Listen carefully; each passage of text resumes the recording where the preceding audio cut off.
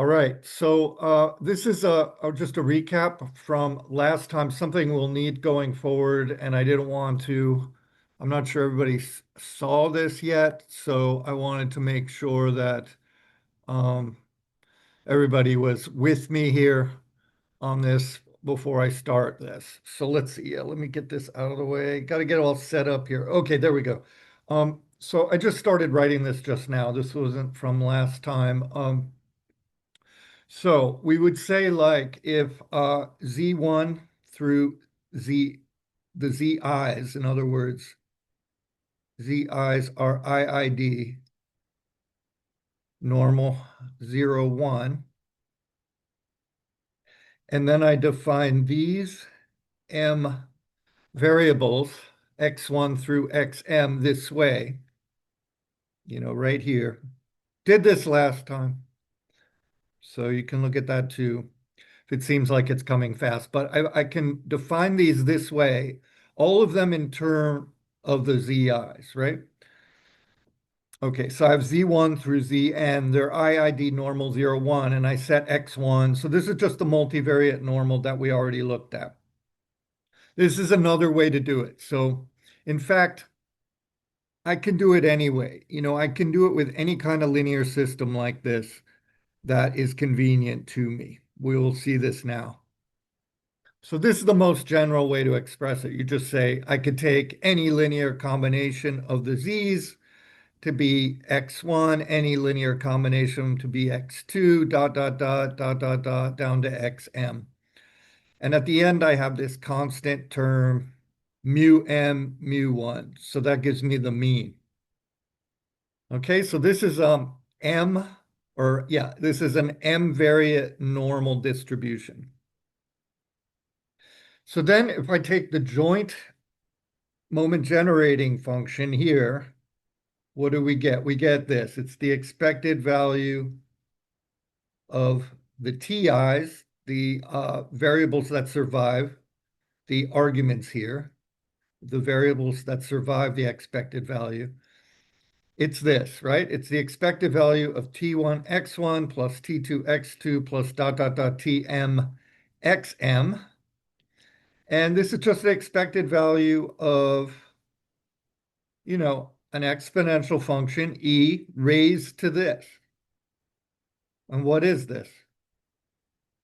This is just another random variable. These are random variables. X1's a random variable. XM's a random variable. X2's a random variable. I'm just taking a linear combination of them.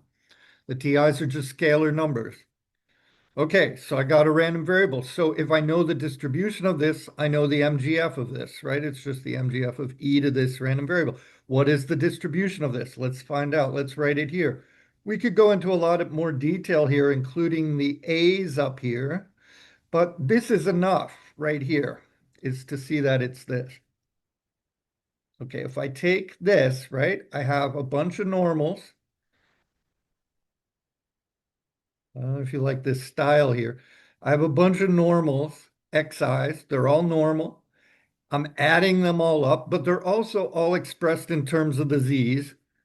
So I can think of the z's as adding up, right? Like if I add this, I have T1 A11 Z1 plus T2 A21 Z1 plus, et cetera. And then I have a sum of independent standard normals, and you can see that's going to give me a normal. Also, all the means are just going to be these means, but multiplied by the t's.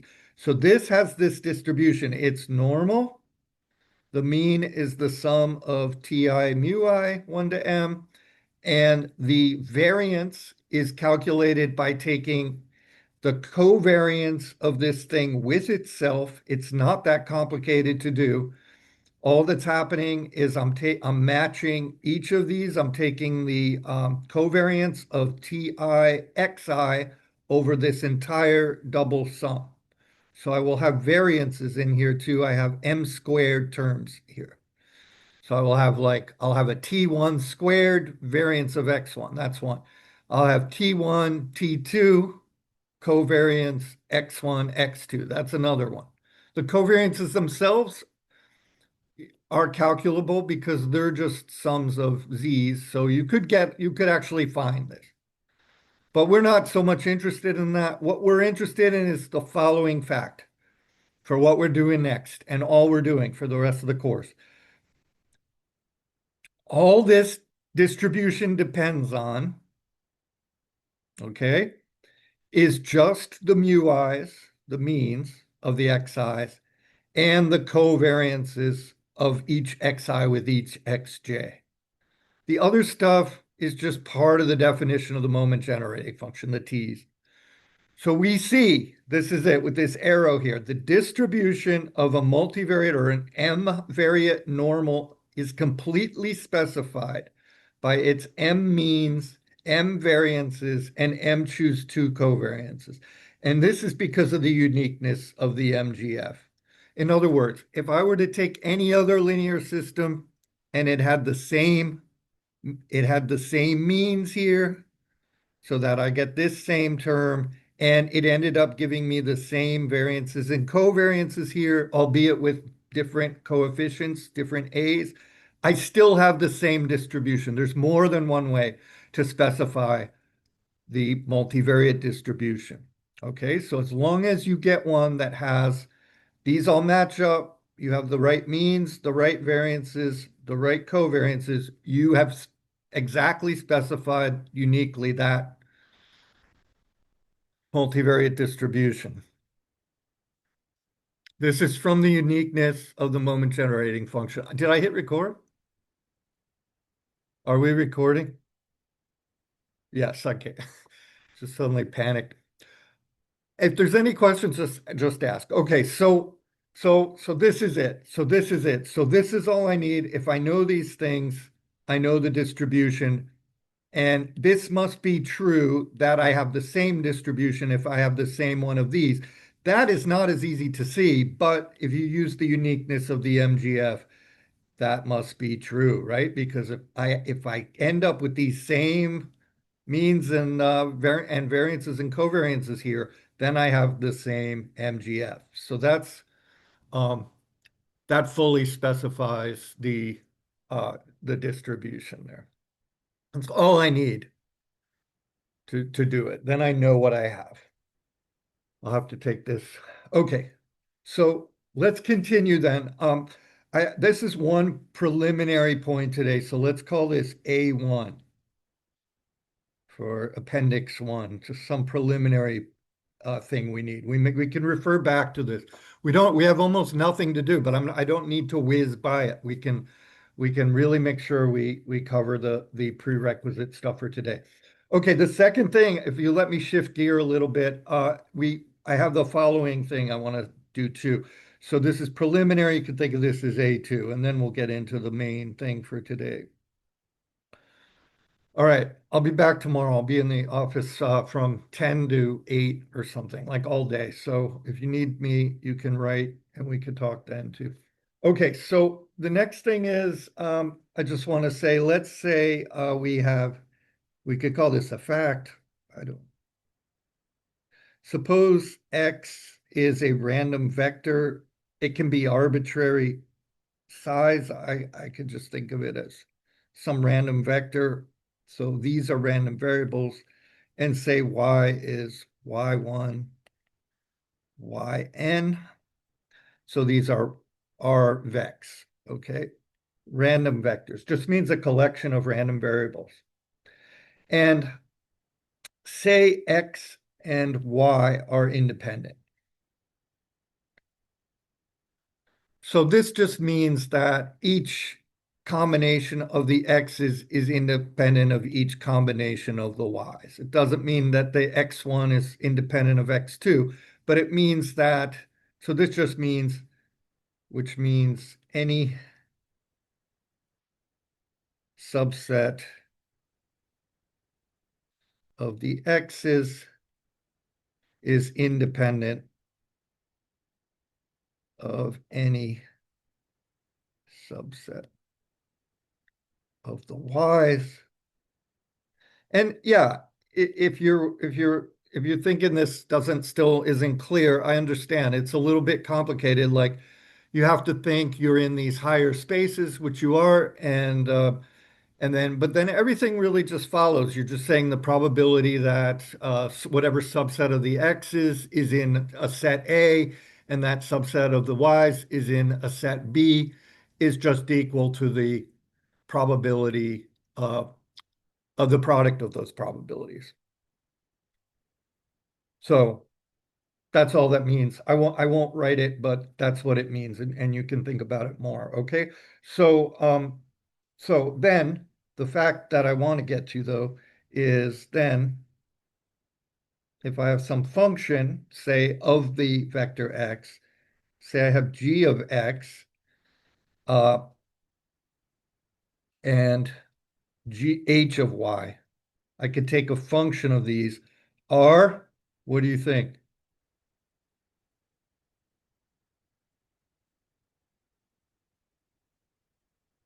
Yes, they are independent.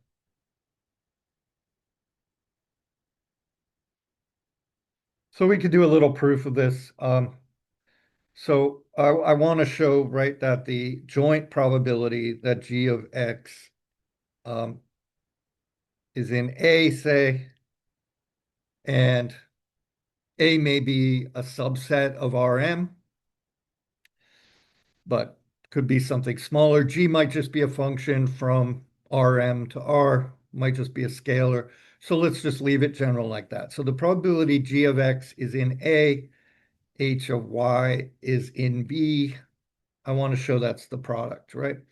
So let's write it like this. Let's say this is equal to the probability x is in the set G inverse of A, which I will just tell you what this is. This is equal to the set little x such that G of little x is in A, right?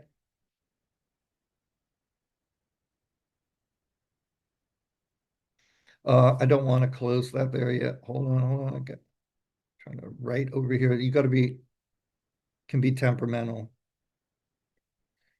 Okay, this is this, and then comma. Y is in H inverse of B, which is just the set of little y's such that H of little y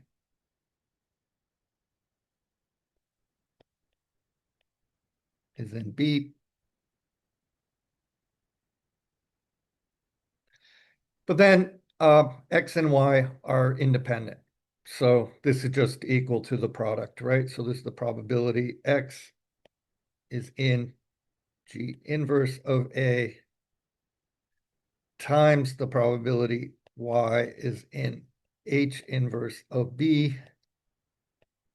And this is just from independence of X and Y. And then take G of both sides. This is just the probability G of X is in A by definition, right? G inverse of A is the set of all X's such that G of X is in A. So if X is in that set, then G of X is in A times the probability H of Y is in B. Okay, so if you have two collections of random variables that are independent with each other, any function of those is also independent of any function of the others, including the identity function or anything else. So, and it can be pretty complicated. You don't need to worry about it. We're not going to do too much with this, but it's true. And we need it for today. All right. Any questions so far? Okay. All right. Two things. Normal is complete, multivariate normal is completely specified by these numbers. The M means, M variances, M choose two covariances. And if I have two collections of random variables that are independent, any functions of them are independent. Okay, so we're ready to do our last thing, our theorem, and then do an example and do the proof of it too. So we had this theorem last time, and I'm recapping it, but we're going to go forward and finish the proof of it, which we didn't do. So we said let x1 dot dot dot to x n now, change it up, the usual little n, say is IID normal mu sigma squared. Then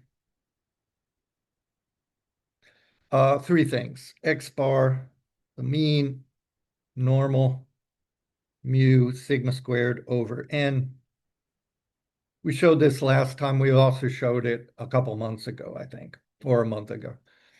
Okay, that's the first thing, so we don't need to reprove that. The second thing is the sample variance s squared and x bar are independent. X bar and s squared, which is just equal to 1 over n minus 1, to remind you, 1 to n, xi minus x bar squared are independent. And 2 and 3, if I have n minus 1 times s squared divided by sigma squared, this has a chi-square distribution with n minus 1 degrees of freedom. So this is chi-square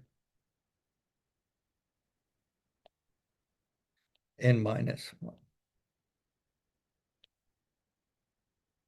Okay. Let's show why this is useful. We did this last time too, but I want to really emphasize that we have the time and then I can finish the proof. So, okay, so using these facts, so we know that so what I want to show now is like a corollary to this is that if I take x bar minus mu divided by s times the square root of n, this is t distributed, so this is t with n minus 1 degrees of freedom. This S doesn't look like an S. I can't write too close to the bottom here. Triggers the, so.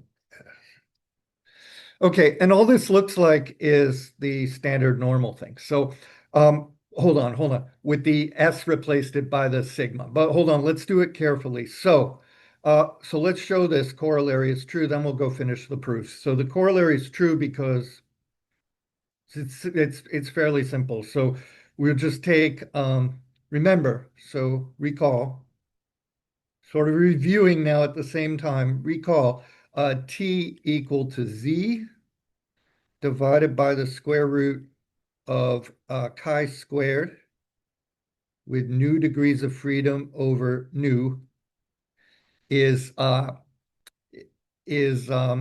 a t distribution with nu degrees of freedom if z is normal 0, 1,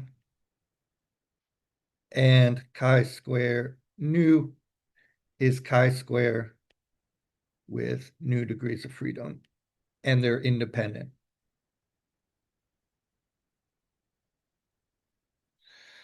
Okay, so this is a t random variable. We found the distribution for it. You might remember that dark day when I tried to derive it at the board and left it close to the correctly, but left it at the end.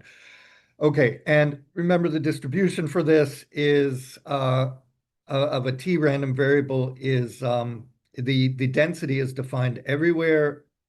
It's like this: f of t is equal to 1 over t squared plus the degrees of freedom and then raised to the degrees of freedom plus 1 over 2 power, or that's the kernel of it, is what I mean to say, so that it has this shape like a normal distribution. Symmetric. And you can see as t gets bigger, it goes to 0. Okay, so let's now examine, let's now show this as tn minus 1. It's just a corollary first, but we're just going to take, we know if we're using our theorem, we know these two things are independent, so we're going to just use that, right? So we say, what's a normal random variable? We'll take x bar minus mu over sigma over the square root of n, which we write up here usually. This is normal 0, 1. And then we have what if I take the square root of s squared times n minus 1 over sigma squared. So this is a chi-squared random variable. And suppose I divide this by its degrees of freedom, so n minus 1. Then I have, well, I don't know I know that this is chi-squared with this piece in here, right? This is chi-squared. This piece, the numerator, is chi-squared with n minus 1 degrees of freedom. So I'm taking a chi-squared thing and its degrees of freedom. I'm dividing by its degrees of freedom. I'm taking the square root. So if I take the quotient of these two things, right, I will get a t random variable if they're independent. Do you see that they're independent?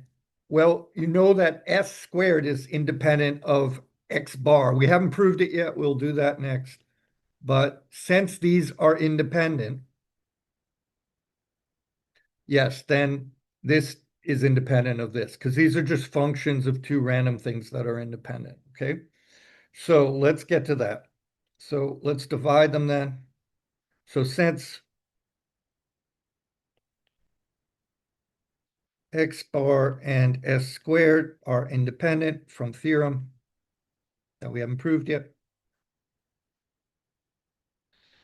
we have that x bar minus mu over sigma root n divided by this whole thing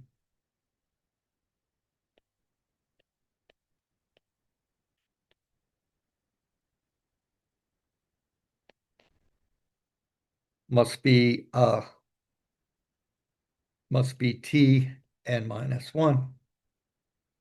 To make it look better, simplifying,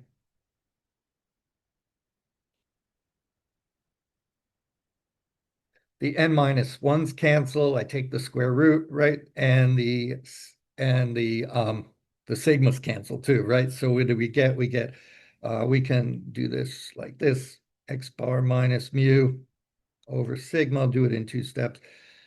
And divide by, take the square root. The n minus 1's cancel, so I just get s over sigma. The sigmas cancel, so this is just x bar minus mu over s square root of n, which I'll reiterate, t n minus 1. All right, well, this gives me a lovely test statistic to use, or pivotal quantity that has a parameter in it, and the rest all comes from the sample. The S comes from the sample, the X bar comes from the sample. So we could find confidence intervals with this. So here's an example.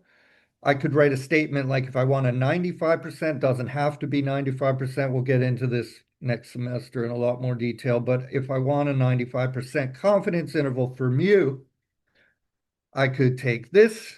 It says totally computable except for the mu from the sample. And I could say this is less than QT 0.975 n minus 1. The probability that this is true is equal to, what do you think? Well, under the assumption that this is, under my assumptions that the sample was normal with mean mu, I don't even need to know sigma, right? But mean mu, then this is equal to 0.95. Everything's computable except for mu, so I can trap mu in a confidence interval. This is the same thing as saying this is equivalent, exactly equivalent to the following statement. The probability that x bar, you could do the algebra if you're interested, minus s over root n. It should take you about a minute. QT 0.975 n minus 1 right, is less than mu, which is less than x bar plus s over square root of n qt 0.975 n minus 1. So you've got a centered interval in which you've trapped mu, and the probability that mu is in that interval is 95%. It's all computable. I did an example out here with some numbers. I will put them in and not go through the calculations using R. I think it just take too long. Actually, the example's a bit long, but what the hell? It shouldn't take too long to write, and then we'll get back to our mathematics. So I have, say, a sample X, which was equal to 8, 6, 10. This is from something real.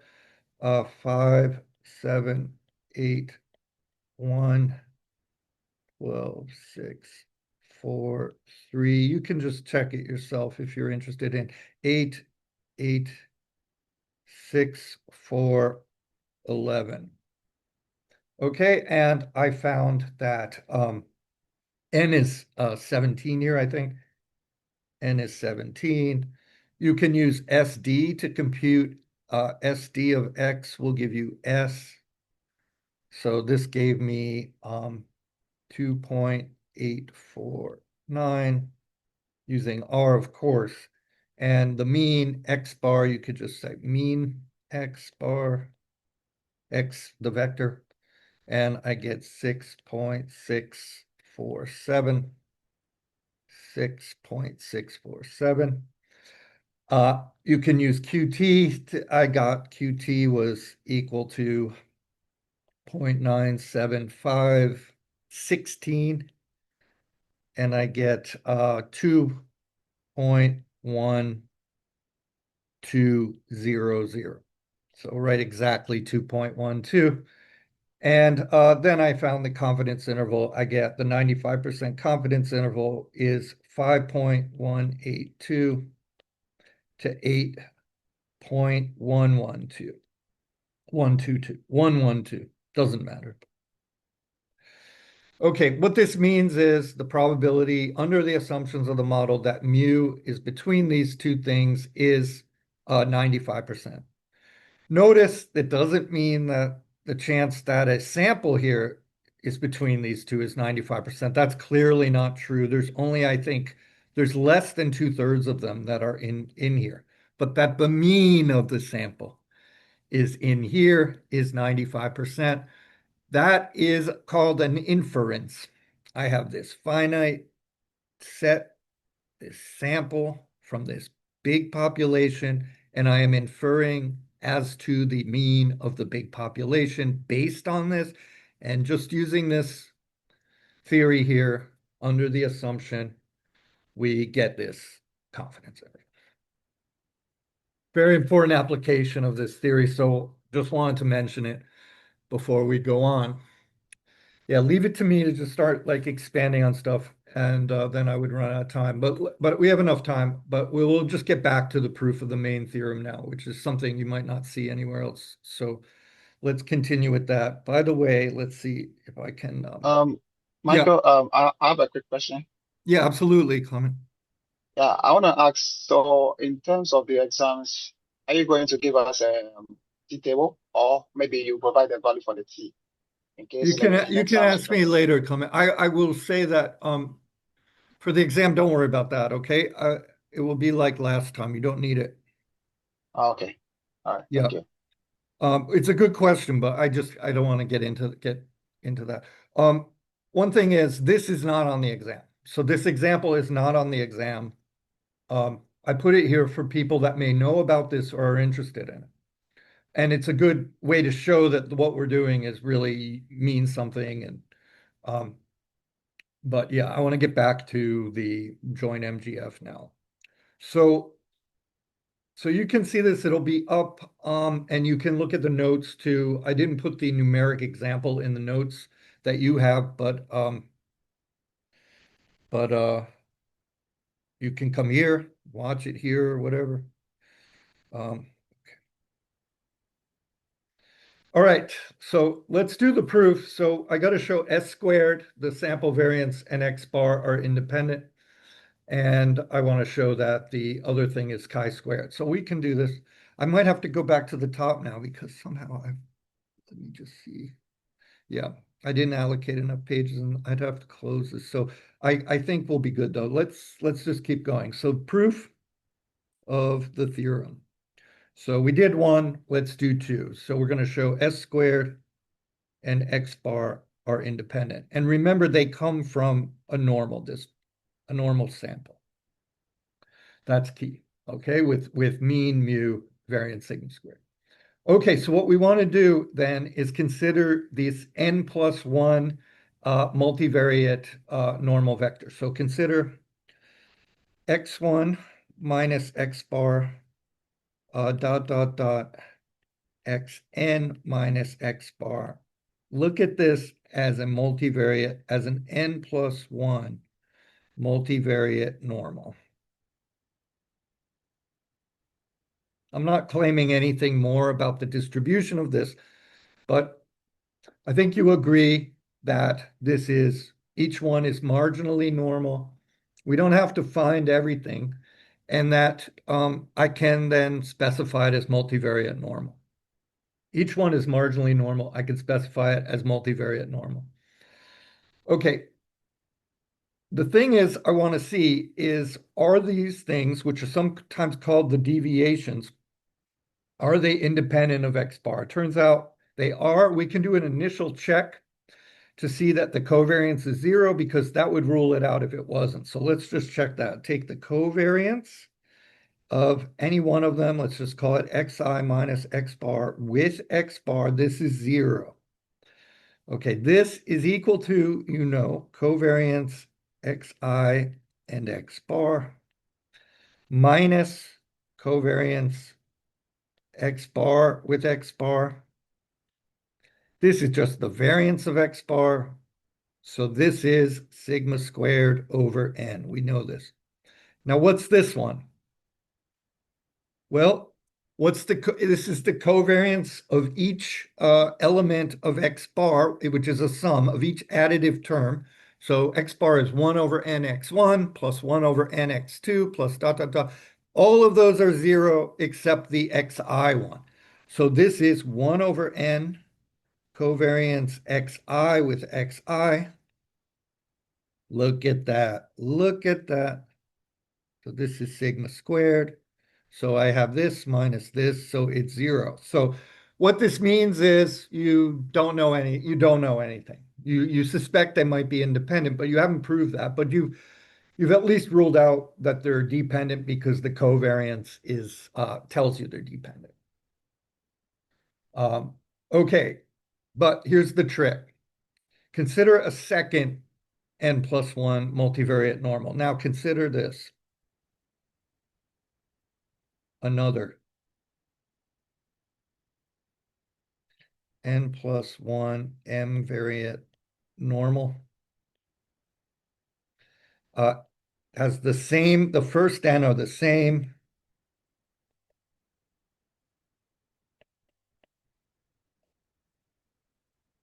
And the last one is called y, and suppose that y is normal mu sigma squared over n, and y is independent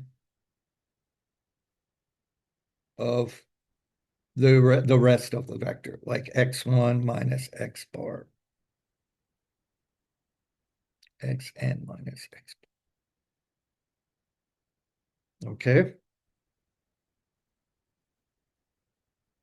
All right. Well, then because of the beginning, this will have the same then. So notice this is set to have the same marginal distribution as X bar has, and it is independent.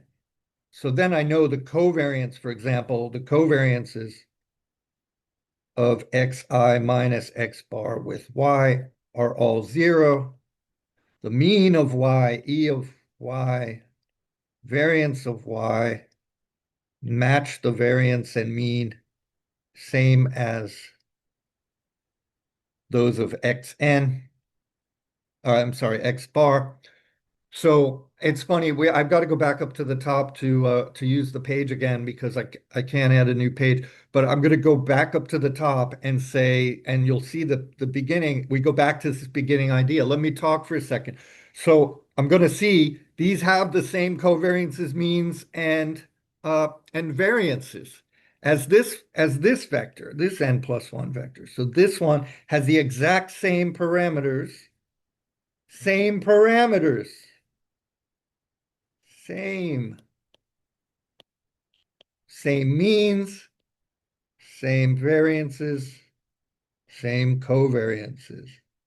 What does the uniqueness tell me? They have the same distribution. What does that tell me? X bar must be independent of the others two because why? Right. Okay, so that's the whole thing. That's the whole thing. So let me go up to the top. I'll erase that. That's the proof. Okay, so that's the proof with those words thrown in. Let me go to the top now. This was the point where we noticed that all that matters in here are the covariances, which include the variances and the means. So I have two random normal vectors with the same variances, same covariances, same means, and I can then conclude that they have the same distribution by that heavy-duty theorem about the uniqueness of the joint MGF. Okay, my style for doing this. Okay, okay. We're getting there, right? Okay, let's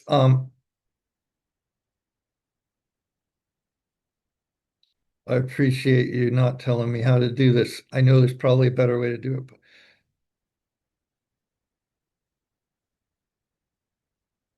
Okay, if I finish, which hopefully I can do, then I can talk for a while. I have till 4:30 actually, so I can stay on if people have questions or want to talk after. Let me continue. So we got that second one. Now we just have the third one about showing that um, n minus 1 s squared over sigma is chi squared with n minus 1 degrees of freedom. So we should be able to do this now. Okay, so finally, 3. Okay, so I want to show the following.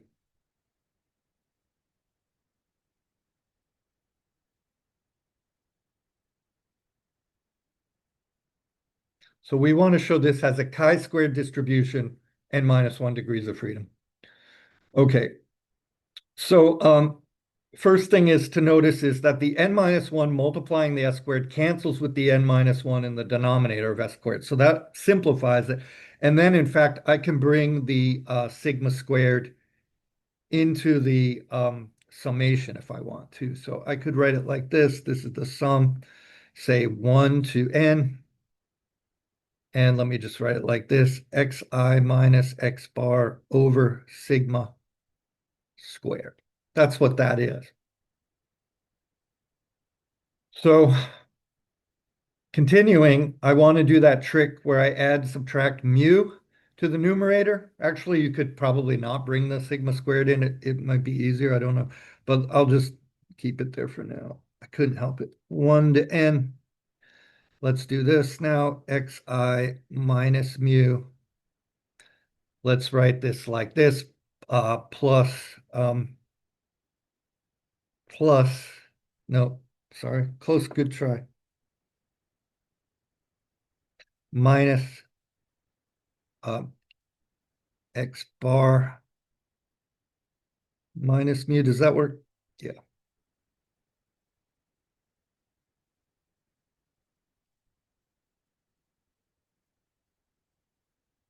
I can write that like that, right? Uh, Free country. The mu's canceled there, you noticed.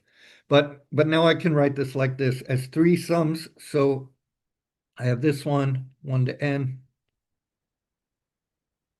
xi minus mu over sigma squared.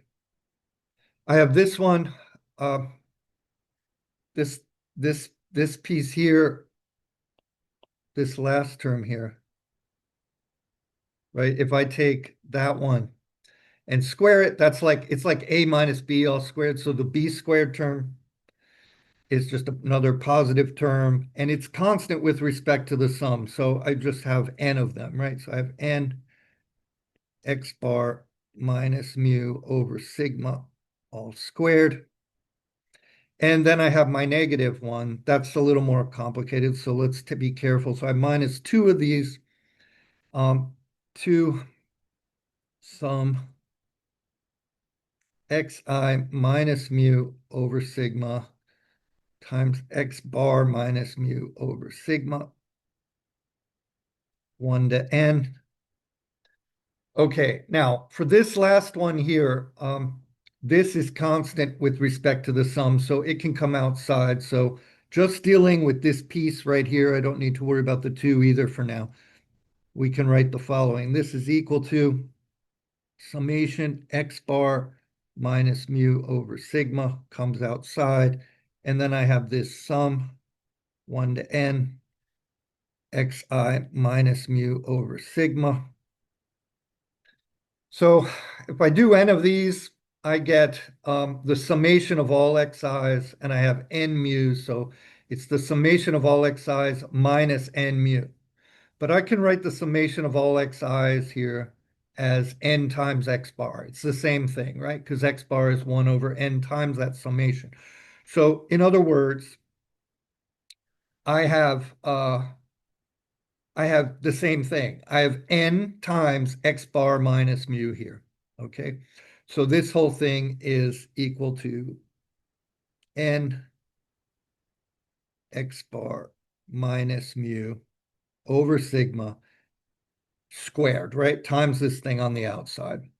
So one of the positive cancels with 2 of the negatives, and I get the whole thing.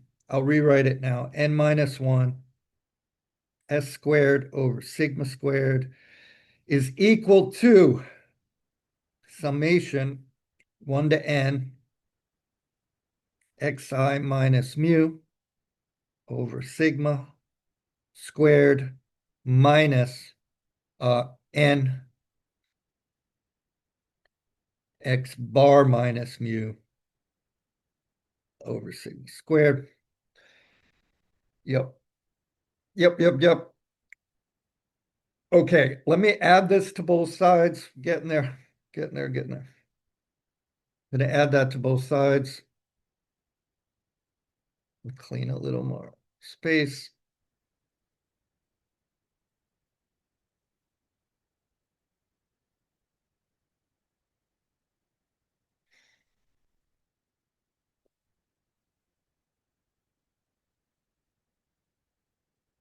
Okay. Don't go anywhere.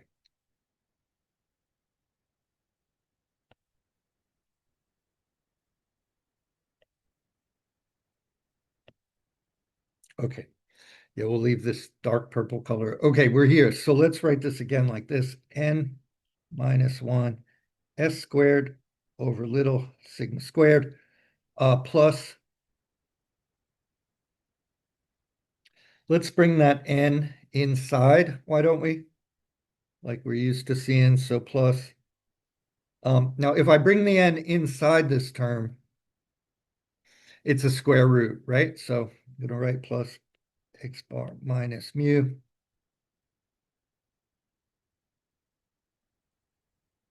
And this is equal to this, right? 1 to n xi minus mu. Yes, that's the equation I want. All right. Yep. Why does the n become a square root?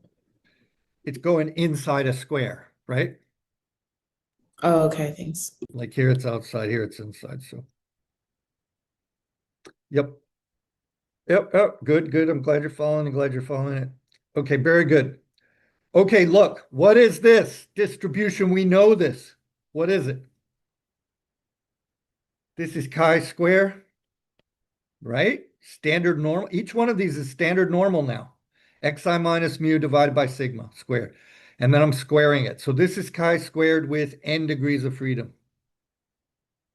What is this? What's the mean of x bar? Mu. What's the variance of x bar? Sigma squared over n. So the standard deviation sigma over the square root of n. That's what you have there. So this is chi-squared with how many degrees of freedom? Just one, right? Just 1 degree of freedom. You're just squaring one standard normal. So that would imply it would work if this were chi-squared n minus 1, right? Because chi-squareds, remember, are gammas where the rate is a half. So this is also, you can think of this as gamma n over 2 1/2. This is gamma 1/2 1/2. So it would work if this were gamma n minus 1 over 2 1/2. I would have that fact that if I'm, and this is independent of this, right? Because we know s squared is independent of x bar. So it would work, and in fact it does. To fully take it home, all we need to do is use our big theorem again, the MGF theorem. So we're going to use the fact that these are independent. So the MGF of this side must equal the MGF of this side, since it's the same random variable, just expressed differently. The independence will show me that I can take the product of the separate MGFs, and then we'll see we're done, basically. So look, what do we get here? Take MGFs of both sides of each side. So on the left, I get, let's just write it like this. I still claiming I don't know what this is, even though I suspect it's chi-squared with n minus 1 degrees of freedom. So I have m of t, just need a univariate thing, right? And then over here, I have the MGF of gamma 1/2 1/2. I'm not sure if you remember this, but this is 1. So, and it's times, because when I take the MGF, I'm raising e to this power. And so I have the exponential of a sum. Because they're independent, the sum splits apart. So I have times the MGF of a gamma 1/2 1/2. Look it up. We did this 1 minus 2t to the minus 1/2 power. And this must be the MGF of a gamma n over 2 1/2. This is just this raised to the nth power. I can think of this as n of these, the sum of n of them. So I'm raising this to the power n. So this is 1 minus 2t to the minus n over 2. Okay, if I divide both sides by this, what do I get? I get m n minus 1 s squared over sigma squared t equals, divide by this means multiply by 1 minus 2t to the positive 1/2. So I get 1 minus 2t, adding the 1/2, keeping the negative sign on the outside, I get n minus 1 over 2, which is the MGF of a gamma n minus 1 over 2 1/2 RV. So uniqueness implies uniqueness of MGF, that n minus 1 s squared over sigma squared is gamma n minus 1 over 2 1/2, which is just another name for chi-square n minus 1.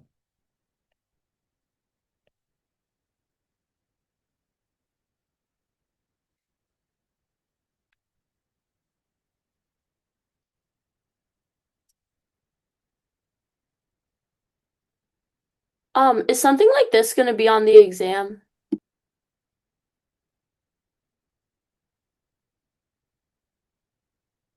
Who is this? Sydney. Sydney, yes. Um, no, but no, no. I mean, there's not going to be a big long proof like this.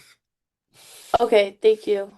But some of the ideas, like, do you know what the variance of something is? Or, we're using a lot of things in here. The proof, I understand, with 2 days to go, you're not going to master this proof or care about it. But it's a good thing to do just to make sure we're checking. So it's just emphasizing the uniqueness of the moment generating function. It's going back to the moment generating function of a gamma random variable. It's including things like, how do I know the variance of a normal or the sum of normals? How do I take the covariance of two sums? All this stuff is in here. And so that stuff, yes, is part of the subject of the test. So I just want to be Right. clear. Yeah. All right, thanks. Yeah, no, it's a good question. I can answer more questions on the recording, or we can kill the recording and then I could stay on until 4:30. The class isn't over for another 18 minutes or something. So yeah, let's just relax. Is there anything else you want to ask on the recording? Want to pitch anything? No, I'm just kidding. Nobody will probably watch this, so but it's there for you guys to watch. So all right, I'll stop the recording and I'm gonna stay on at least until 4. So and I could stay till almost 4:30 and then I have to get off for something else. There's something in the chat. I don't know if this is important.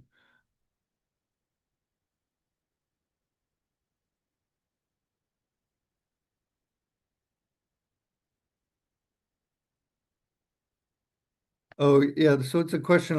This is from Quadri about the confidence interval thing. Yes, it works for everything. It doesn't matter what the sample size is. The fact is, though, that what do you think happens? The QT part, right? That changes as the sample size decreases. So you end up having a very wide interval, just an extremely wide interval. But you can, in theory, do this for a sample as small as 2, but that doesn't make sense. So I don't know if everybody else can see the chat, but I'm just going to answer it that way to save my hands from typing it. I hope that answers your questions for anybody who is wondering about that. In that case, if I go back to that, if I still have it here, yeah, that we had 17. I'm not claiming this is necessarily a robust sample. These are real numbers. This is the heights of people on a basketball team that are over 6 feet. It's the number of inches over 6 feet on a basketball team. So the mean it's gone now, but had a confidence interval, 95% confidence interval, that the mean height on this team was between something like, I don't remember, 5 and 8.1 inches above 6 feet or something like that. All right. Anyway, kind of have fun with it. Let me kill the recording and then maybe you will open up if you have questions since we're here. It's nice everybody stayed. It's much better to do these live.